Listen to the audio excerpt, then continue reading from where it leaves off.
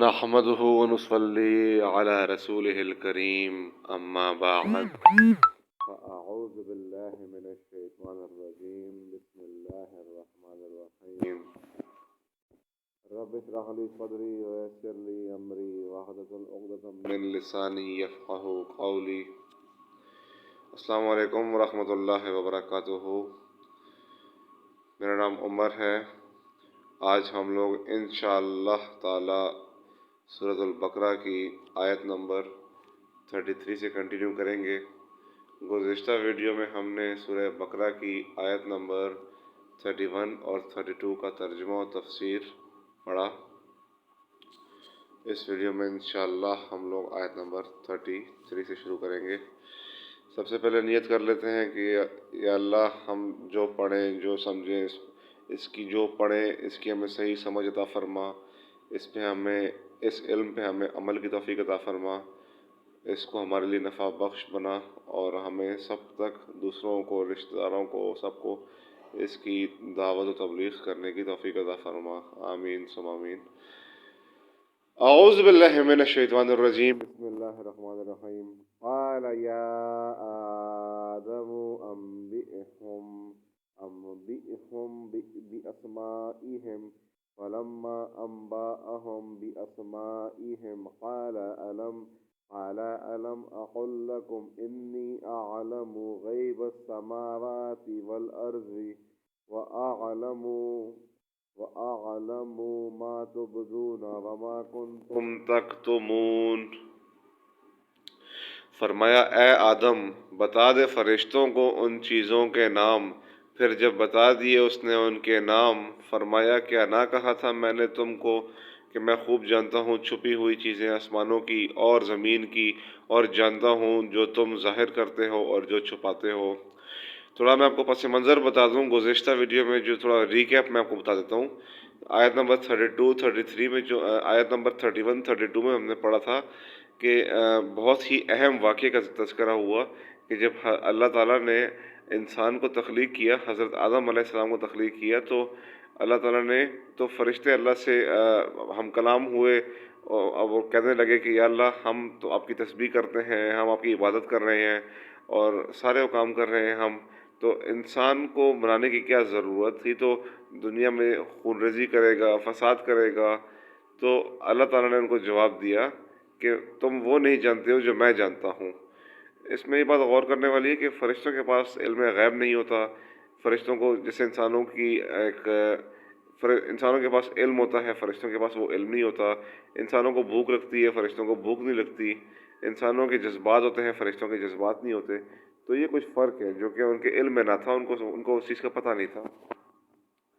تو یہ اسی آیت کی کنٹینویشن ہے۔ وَإِذْ قُلْنَا لِلْمَلَائِكَةِ اسْجُدُوا لِآدَمَ فَسَجَدُوا إِلَّا إِبْلِيسَ أَبَىٰ وَاسْتَكْبَرَ وَكَانَ مِنَ الْكَافِرِينَ۔ اور جب ہم نے حکم دیا فرشتوں کو کہ سجدہ کرو آدم کو، تو سب سجدے میں گر پڑے مگر شیطان، اس نے نہ مانا اور تکبر کیا اور تھا وہ کافروں میں سے۔ قرآن مجید کی ساری صورتیں ہی بہت امپورٹنٹ ہوتی ہیں، بہت پیاری ہوتی ہیں، لیکن یہ آیت جو ہے یہ بہت ہی میننگ فل ہے اور ڈیپ آیت ہے۔ اس میں اللہ تعالیٰ فرما رہے ہیں کہ جب ہم نے حکم دیا فرشتوں کو کہ سجدہ کرو تو سب نے سجدہ کیا مگر شیطان کے، اس نے تکبر کیا اور نہ مانا۔ تکبر کیوں کیا؟ اچھا، پہلی بات تو یہ کہ جب اللہ تعالیٰ نے فرشتوں کو سجدے کا حکم کیا تو شیطان کے سجدہ کرنے یا نہ کرنے کی کیا تک بنتی ہے؟ اس کو تھوڑا جنرلی بات کو سمجھنے کی کوشش کریں کہ جب فرشتوں کو حکم دیا نا، فرشتے جتنے بھی اسپریچول کریچرز ہیں ان میں فرشتوں کو سب سے زیادہ فضیلت حاصل ہے۔ تو فرشتوں کو سجدہ کرنے کا جب حکم دیا، اس کا مطلب یہ اس میں شیطان بھی آ جاتا ہے۔ شیطان کو بھی حکم دیا تھا کہ آپ سجدہ کریں، لیکن اس نے عمل نہ کیا۔ اس نے بولا کہ میں آگ سے بنا ہوں یا مٹی سے بنا ہے، اور غرور تکبر اس کے اندر آ گیا۔ پچھلے واقعے میں جب آدم کی فضیلت فرشتوں پر ظاہر ہو چکی اور دلائل سے یہ بات ثابت ہو گیا، یہ امر ثابت ہو گیا کہ صلاحیت خلافت کے لیے یعنی خلافت کرنے کے لیے جو صلاحیت ہے، ان کے لیے جن علوم کی ضرورت ہے وہ آدم علیہ السلام میں سب مجتمع ہیں، اور ملائکہ کو ان میں سے بعض علوم حاصل ہیں، اور جنوں کو تو بہت ہی کم حصہ ان علوم کا حاصل ہے، جیسا کہ اوپر تفصیل کے ساتھ بیان کر دیا ہے۔ اور اس حیثیت خاص سے کہ ملائکہ اور جن ہر دو گروہ کے علوم کے یہ جامع ہیں، ان کا شرف ہر دو گروہ پر ظاہر فرما دیا جائے، اور ملائکہ اور جنوں سے ان کو کوئی خاص تعظیم کرائی جائے، جس سے ظاہر ہو کہ یہ دونوں سے کامل اور مصداق کے ہیں۔ اور آدم علیہ السلام ان علوم میں خاص میں ملائکہ اور جن ہر دو گروہ سے کامل اور دونوں کے علوم و قوا کو جامع ہیں، جیسا کہ مفصل طور پر مذکور ہوا۔ اب حق تعالیٰ کو منظور ہوا کہ ان غیر کاملوں سے اس کامل کی کوئی ایسی تعظیم کرائی جائے کہ عملاً بھی یہ امر ظاہر ہو جائے۔ یعنی فرشتوں کے پاس علم نہیں ہوتا جو انسان جانتا ہے، انسان کو اللہ نے دماغ دیا، اختیار دیا، فرشتوں کو اللہ نے یہ نہیں دیا۔ تو یہ بات ویسے تو اللہ جانتا تھا، لیکن اس کو ظاہراً اس بات کو ایک پروف کرانے کے لیے کہ واقعی میں انسان افضل ہے، فرشتوں سے سجدہ کرایا اس کو۔ فرشتوں کو اس لیے بولا سجدہ کرو، یہ تم سے افضل ہے۔ اچھا، پرانی سجدے کی نا ایک اور اس میں آگے تفصیل میں آئے گا بھی، جو اب ہم تو حضرت محمد صلی اللہ علیہ وآلہ وسلم کو آخری رسول مانتے ہیں، خاتم النبین مانتے ہیں۔ اس کا مطلب یہ ہے کہ اب قیامت تک کوئی اور نیا نبی نہیں آئے گا یا کوئی اور نبی پیدا نہیں ہوگا۔ اچھا، اس میں بات غور سے سننے والی اور سمجھنے والی ہے۔ ہم اگر یہ بات بولیں کہ قیامت تک اب کوئی اور نبی نہیں آئے گا، یہ کہنا غلط ہوگا۔ یہ کہنا اس لیے غلط ہوگا کیونکہ ابھی حضرت عیسیٰ علیہ السلام کا نزول ہونا ہے، اس پہ سب علماء و مفکرین اور مفتی و کرام کا اجتماع ہے، اجماع ہے، اس بات پہ کنسنسس ہے کہ حضرت عیسیٰ علیہ السلام کا نزول ہوگا۔ تو یہ کہنا صحیح نہیں ہے کہ اب کوئی نبی نہیں آئے گا۔ ہمیں یہ کہنا چاہیے کہ اب قیامت تک کے لیے کوئی اور نیا نبی نہیں آئے گا، یا آپ یوں بول سکتے ہیں کہ اب قیامت تک کوئی اور نبی پیدا نہیں ہوگا۔ حضرت عیسیٰ علیہ السلام بہرحال ان کا نزول ہونا ہے۔ تو ایک تو یہ بات۔ دوسرا، میں جو خاتم النبین کی بات کرنے کا مقصد تھا وہ یہ تھا کہ پرانی مطلب اب اس کا مطلب یہ ہے کہ اب تو کوئی نبی بھی نہیں آئے گا اور کوئی نئی شریعت بھی نہیں آئے گی قیامت تک کے لیے۔ ابھی شریعت محمدیہ جو قرآن پاک میں شریعت ہے، اسی کو عمل اس پہ فالو کیا جائے گا۔ ہر نبی جو پچھلی قوم میں آتا رہا ہے وہ اپنے ساتھ ایک شریعت لاتا رہا ہے، ان کی اپنی شریعتیں تھیں۔ تو بیفور دس شریعہ، حضرت محمد صلی اللہ علیہ وسلم کی شریعت سے پہلے جو شریعت تھی ان میں احتراماً اور تعظیماً سجدہ کیا جاتا تھا۔ مطلب جس طرح ہم آج کل کسی کے لیے کوئی بزرگ آتا ہے، اب کھڑے ہو جاتے ہیں، سلام کرتے ہیں، تو اس طرح ایک رواج تھا، سجدہ کیا جاتا تھا۔ لیکن چونکہ اس بات کا اندیشہ تھا کہ سجدہ کرنے سے بت پرستی اور شرک کو فروغ ملے گا اور اس طرف لوگ جا سکتے ہیں، جو کہ آج کل لوگ جاتے بھی ہیں، تو اس اندیشے سے اللہ تعالیٰ نے سجدے کو پھر منع کر دیا، اس کو مسخ اور اس رول کو اس میں ایڈیٹنگ ہو گئی، چینج ہو گیا اور یہ رول ختم ہو گیا، تحریف ہو گئی اس رول میں۔ ابھی کسی کو سجدہ کرنا جائز نہیں۔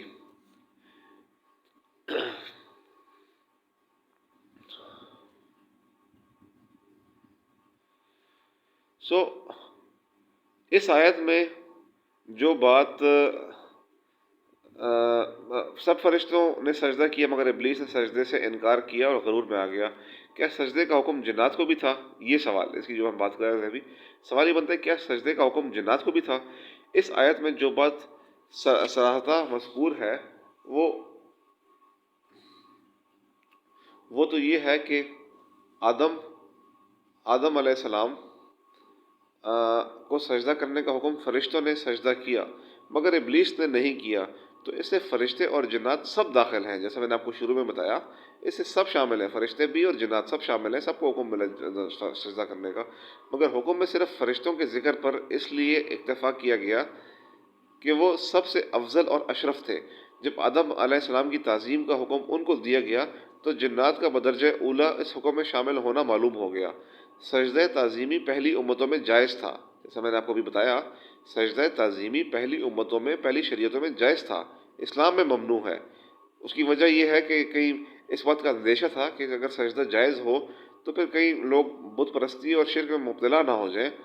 اس آیت میں فرشتوں کو حکم دیا گیا کہ آدم علیہ السلام کو سجدہ کریں، اور سورہ یوسف میں حضرت یوسف علیہ السلام کے والدین اور بھائیوں کا مصر پہنچنے کے بعد یوسف علیہ السلام کو سجدہ کرنا مذکور ہے۔ یہ تو ظاہر ہے کہ یہ سجدہ عبادت کے لیے نہیں ہو سکتا، کیونکہ عبادت کے لیے کریں گے تو شرک ہوگا، ہمیں تو صرف اللہ کے سامنے جھکنا ہے، کیونکہ غیر اللہ کی عبادت شرک و کفر ہے، جس میں احتمال ہی نہیں کہ کسی وقت کسی شریعت میں جائز ہو سکے۔ اس کے سوا کوئی احتمال نہیں کہ قدیم انبیاء علیہ السلام کے زمانے میں، جیسا میں نے آپ کو بتایا، قدیم انبیاء علیہ السلام کے زمانے میں سجدے کا بھی وہی درجہ ہوگا جو ہمارے زمانے میں سلام، مصافحہ اور دست بوسی یا تعظیم کے لیے کھڑے ہو جانے کا ہے۔ احتراماً کسی کے لیے کھڑے ہو جائیں آپ، اس کا جو درجہ ہے قدیم زمانوں میں وہی اس کی وہی نوعیت تھی اس سجدے کی۔ امام جساس نے احکام القرآن میں یہی فرمایا ہے کہ انبیاء علیہ السلام سابقین کی شریعت میں بڑوں کی تعظیم اور تحیہ کے لیے سجدہ مباح تھا، شریعت محمدیہ میں منسوخ ہو گیا، اور بڑوں کی تعظیم کے لیے صرف سلام، مصافحہ، یعنی ہاتھ ملانے کی اجازت دی گئی۔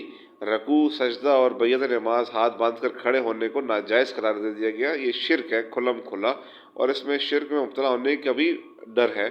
توضیح اس کی یہ ہے کہ اصل کفر و شرک اور غیر اللہ کی عبادت تو اصول ایمان کے خلاف ہے، وہ کبھی کسی شریعت میں جائز نہیں ہو سکتے، لیکن کچھ افعال و اعمال ایسے ہیں جو اپنی ذات میں شرک و کفر نہیں، مگر لوگوں کی جہالت اور غفلت سے وہ افعال ذریعہ شرک و کفر کا بن سکتے ہیں۔ ایسے افعال کو انبیاء سابقین کے شریعتوں میں مطلقاً منع نہیں کیا گیا، بلکہ ان کو ذریعہ شرک بنانے سے روکا گیا، جیسے جانداروں کی تصویریں بنانا اور استعمال کرنا اپنی ذات میں کفر و شرک نہیں، اس لیے پچھلی شریعتوں میں جائز تھا۔ حضرت سلیمان علیہ السلام کے قصے میں مذکور ہے، يَعْمَلُونَ لَهُ مَا يَشَاءُ مِن مَحَارِيبَ وَتَمَاثِيلَ، یعنی جنات ان کے لیے بڑی محرابیں اور تصویریں بنایا کرتے تھے۔ اسی طرح سجدہ تعظیمی پچھلی شریعتوں میں جائز تھا، لیکن آخر کار لوگوں کی جہالت سے یہی چیزیں شرک و بت پرستی کا ذریعہ بن گئی، اور اسی راہ سے انبیاء علیہ السلام کے دین و شریعت میں تحریف ہوگی، اور پھر دوسرے انبیاء علیہ السلام اور دوسری شریعتوں نے آ کر اس کو مٹایا۔ شریعت محمدیہ چونکہ دائمی اور ابدی شریعت ہے، رسول اللہ صلی اللہ علیہ وآلہ وسلم پر نبوت اور رسالت ختم، اور آپ کی شریعت آخری شریعت ہے، جیسا کہ میں نے آپ کو شروع میں بتایا۔ اب قیامت تک یہی شریعت پہ عمل کیا جائے گا جو کہ نبی اکرم صلی اللہ علیہ وسلم لائے ہیں۔ اس لیے اس کو مسخ و تحریف سے بچانے کے لیے ہر ایسے سوراخ کو بند کر دیا گیا جہاں سے شرک و بت پرستی آ سکتی تھی۔ اسی سلسلے میں وہ تمام چیزیں اس شریعت میں حرام قرار دے دی گئی جو کسی زمانے میں شرک و بت پرستی کا ذریعہ بنی تھیں۔ تصویر سازی اور اس کے استعمال کو اس وجہ سے حرام کیا گیا، سجدہ تعظیمی اسی وجہ سے حرام ہوا۔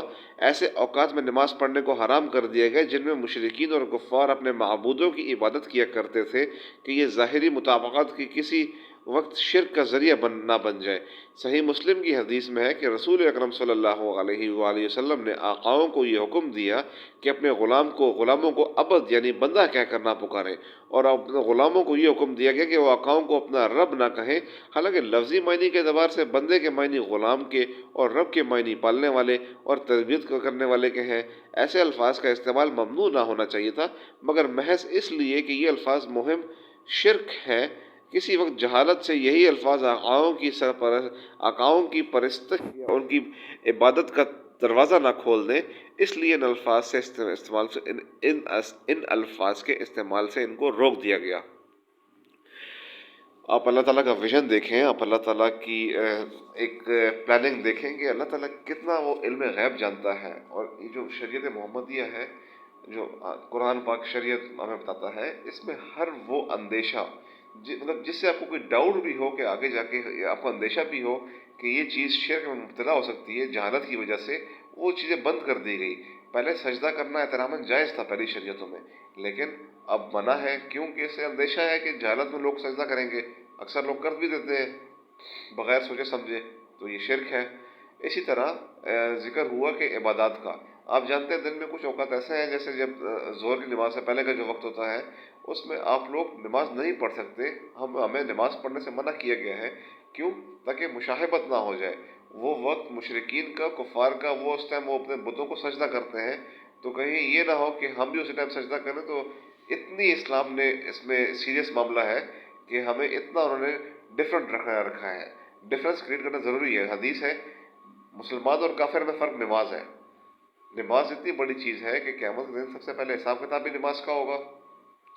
اور فرق مسلم اور مشرک میں، مسلم اور کافر میں فرق ہی نماز کرتی ہے. تو یہ اس بات کی امپورٹنس ظاہر کرتی ہے کہ ہماری جو شریعت ہے وہ کتنی کامل ہے، کتنی دور اندیش ہے.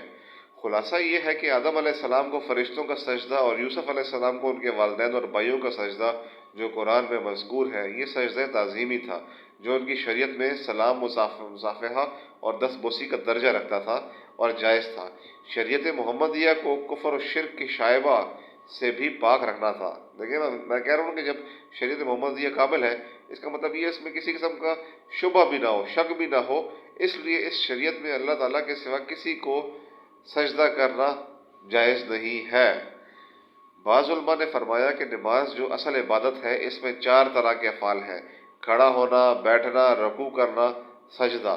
ان میں سب سے پہلے یعنی دو یا سب سے ان میں سے پہلے دو یعنی کھڑا ہونا اور بیٹھنا تو ایسے کام ہیں جو عادت بھی انسان اپنی ضرورتوں کے لیے کرتا ہے اور عبادت بھی نماز میں کیے جاتے ہیں. مگر رکوع اور سجدہ ایسے فعل ہیں جو انسان عادت نہیں کرتا. مطلب عام طور پہ آپ کھڑے تو ہوتے ہیں، بیٹھتے بھی ہیں، لیکن آپ رکوع عام طور پہ نہیں کرتے. عام جب آپ دفتر میں ہو، گھر میں ہو، اسکول میں ہو، یونیورسٹی میں ہو تو آپ رکوع نہیں کرتے، سجدہ نہیں کرتے اگر آپ نماز کی حالت میں نہ ہو. وہ عبادت ہی کے ساتھ مخصوص ہے. اس لیے ان دونوں کو شریعت محمدیہ میں یعنی اللہ تعالیٰ کی شریعت جو اللہ تعالیٰ نے نافذ کی ہے، جو قرآن پاک ہمیں شریعت بتاتا ہے، اس میں عبادت ہی کا حکم دے کر غیر اللہ کے لیے ممنوع قرار دیا. اب یہاں ایک سوال باقی رہ جاتا ہے کہ سجدہ تعظیمی کا جواز تو قرآن کی مذکورہ آیات سے ثابت ہے، شریعت محمدیہ میں اس کا منسوخ ہونا کس دلیل سے ثابت ہے؟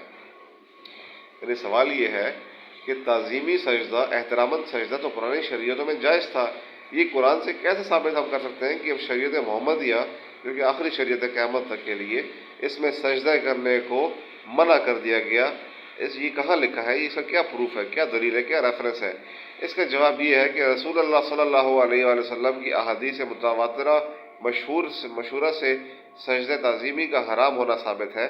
رسول اللہ صلی اللہ علیہ وآلہ وسلم محمد عربی نے فرمایا کہ اگر میں غیر اللہ کے لیے سجدہ تعظیمی کو جائز قرار دیتا تو بیوی کو حکم دیتا کہ شوہر کو سجدہ کیا کرے، مگر اس شریعت میں سجدہ تعظیم بھی حرام ہے، اس لیے اس کو کسی کے لیے جائز نہیں ہے. اس بات سے کتنی اس رشتے کو بھی کتنی امپورٹنس دی جا رہی ہے کہ جو ایک میاں بیوی کا رشتہ ہے، ازدواجی زندگی ہے، یہ کتنی اس کو امپورٹنس دی گئی ہے کہ حدیث میں ہے، صحیح حدیث میں حضور اکرم صلی اللہ علیہ وسلم فرما رہے ہیں کہ اگر تعظیمی سجدہ جائز ہوتا تو میں قرار دیتا کہ بیوی کو حکم دیتا کہ شوہر کو سجدہ کیا کرے، مگر اس شریعت میں سجدہ تعظیمی متکن یعنی حرام قرار دے دیا گیا ہے، اس لیے کسی کے لیے جائز نہیں ہے سجدہ کرنا. یہ حدیث 20 صحابہ کرام کی روایت سے ثابت ہے. اصول حدیث کی معروف کتاب تدریب الراوی میں ہے کہ جس روایت کو 10 صحابہ کرام اجمعین نقل فرما دیں تو وہ حدیث متواتر ہو جاتی ہے جو قرآن کی طرح قطعی ہے. یہاں تو 20 صحابہ کرام اجمعین سے منقول ہے. یہ 20 صحابہ کرام اجمعین رضی اللہ تعالیٰ اجمعین روایتیں حاشیہ بیان القرآن میں حضرت حکیم الامت تھانوی نے جمع فرما دی ہیں. ضرورت ہو تو وہاں سے دیکھا جا سکتا ہے، یعنی اس کا پروف ایویڈنس موجود ہے. ابلیس کا کفر محض عملی نافرمانی کا نتیجہ نہیں. ابلیس کا کفر محض عملی نافرمانی کا نتیجہ نہیں، کیونکہ کسی فرض کو عملاً ترک کر دینا اصول شریعت میں فرض کو گناہ ہے، کفر نہیں. ابلیس کے کفر کا اصل سبب حکم ربانی سے معارضہ اور مقابلہ کرنا ہے کہ آپ نے جس کو سجدہ کرنے کا مجھے حکم دیا ہے وہ اس قابل ہی نہیں کہ میں اس کو سجدہ کروں. یہ معارضہ بلا شبہ کفر ہے.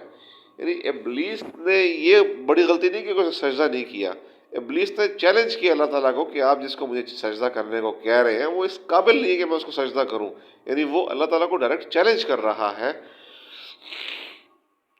ابلیس کو طاؤس الملائکہ کہا جاتا ہے۔ بات قابل غور ہے کہ ابلیس علم و معرفت میں یہ مقام رکھتا تھا کہ اس کو طاؤس الملائکہ کہا جاتا تھا، پھر اس سے یہ حرکت کیسے صادر ہوئی؟ اچھا، ابلیس یعنی شیطان کے بارے میں یہ بات مشہور ہے کہ اس کے پاس علم بہت تھا، تو محض انسان کو کبھی یہ نہیں سوچنا چاہیے کہ میرے پاس علم بہت ہے، علم بہت ہے، یہ ریاکاری میں بھی آ سکتی ہے بات، اور انسان کے ساری نیکیاں ختم بھی ہو سکتی ہیں۔ علم اس ٹائم تک آپ کے لیے فائدہ مند ہے جب تک آپ دوسروں کو علم دے رہے ہیں اور اس پہ آپ خود عمل کر رہے ہیں، یہ علم کا مین فائدہ ہے۔ کیونکہ قرآن کیوں نازل ہوا؟ قرآن اس لیے نازل ہوا، ایک ہدایت کی کتاب ہے، ہمیں زندگی گزارنے کا طریقہ بتاتی ہے، ہمیں علم حاصل کرنا سکھاتی ہے، ہمیں بتاتی ہے کہ اچھے برے میں فرق سکھاتی ہے، حلال حرام میں فرق سکھاتی ہے۔ یہ علم کا خاص فائدہ ہے، کیونکہ اس سے پھر ہم اس پہ عمل کریں گے۔ علم محض اس لیے حاصل کرنا کہ جہاں مجھے علم حاصل ہو جائے اور میں جو ہے نا لوگ مجھے عالم بولیں، نہیں، اس کی کوئی حیثیت نہیں ہے، الٹا یہ انسان کے گلے پڑ سکتا ہے۔ تو ابلیس کے بارے میں مشہور ہے کہ اس کے پاس علم بہت تھا، اس لیے اس کو طاؤس الملائکہ کہا جاتا تھا، طاؤس الملائکہ۔ پھر اس سے یہ حرکت کیسے صادر ہوئی؟ یعنی اس کے پاس اتنا علم تھا، سوال ہے کہ شیطان کے پاس اتنا علم تھا تو اس سے یہ حرکت اس نے کیسے کر لی کہ اس نے اللہ کا حکم نہ مانا؟ بعض علماء نے فرمایا کہ اس کے تکبر کے اس سبب سے اللہ تعالیٰ نے اس سے اپنی دی ہوئی معرفت اور علم و فہم کی دولت سلب کر لی، اس لیے ایسی جہالت کا کام کر بیٹھا۔ بعض نے فرمایا کہ حب جاہ اور خود پسندی نے حقیقت شناسی کے باوجود اس بلا میں مبتلا کر دیا۔ تفسیر روح المعانی میں اس جگہ ایک شعر نقل کیا ہے جس کا حاصل یا مطلب یہ ہے کہ بعض اوقات کسی گناہ کے وبال سے تائید حق انسان کا ساتھ چھوڑ دیتی ہے تو اس کی ہر کوشش اور عمل اس کو گمراہی کی طرف دھکیل دیتا ہے۔ شعر یہ ہے: از علم یکن عون من اللہ للفتح فاول ما یخنی یسجنی علیہ اجتہادہ۔ روح المعانی میں اس سے یہ بھی ثابت ہے کہ انسان کا ایمان وہی معتبر ہے جو آخر عمر اور اول منازل آخرت تک ساتھ رہے، موجودہ ایمان و عمل اور علم و معرفت پر غزا نہ ہونا چاہیے، غرا نہ ہونا چاہیے۔ وہی بات جو میں آپ سے عرض کر رہا تھا، علم صرف اس لیے حاصل کرنا کہ لوگ آپ کو عالم بولیں گے اور آپ کو جو ہے نا بہت بڑا بولیں گے، یہ غلط ہے، یہ اس کو منع کیا گیا ہے۔ علم شیطان کے پاس بہت تھا، فرشتوں سے بھی زیادہ علم تھا، لیکن کیا اس میں تکبر تھا، اس میں غرور تھا۔ اس سے یہ بات ثابت ہوتی ہے کہ اللہ کو غرور، تکبر کتنا ناپسند ہے کہ اس نے شیطان کو نکال دیا اپنے دربار سے، باہر پھینک دیا، بولا دفع ہو جا، تو اس قابل نہیں ہے کہ تو میرے دربار میں رہ، تو میری عرش پہ رہ، جا یہاں سے، نکل جا، دفع ہو جا۔ تو شیطان کو اللہ نے نکال دیا اپنے دربار سے، اپنے عرش سے نکال دیا اس نے۔ تو اس سے ہمیں غرور، تکبر کی بھی اندازہ ہوتا ہے کہ کتنی بری چیز ہے اور ہمیں اس سے بچنا چاہیے۔ تو آج ہم نے آیت نمبر 33 اور 34 ہم نے پڑھی، اور اس کو ہم نے تفسیر پڑھی، ترجمہ پڑھا۔ اللہ پاک سے دعا ہے کہ اللہ ہم نے جو کچھ سنا سمجھا اس پر ہمیں صحیح اس کی سمجھ عطا فرما اور اس پہ ہمیں عمل کی توفیق عطا فرما، اور ہمیں ہر طرح کے وسوسوں سے، ہر طرح کے غرور و تکبر سے ہمیں بچنے کی توفیق عطا فرما۔ بے شک غرور اللہ کو پسند نہیں ہے۔ السلام علیکم ورحمۃ اللہ وبرکاتہ۔ جزاک اللہ خیر۔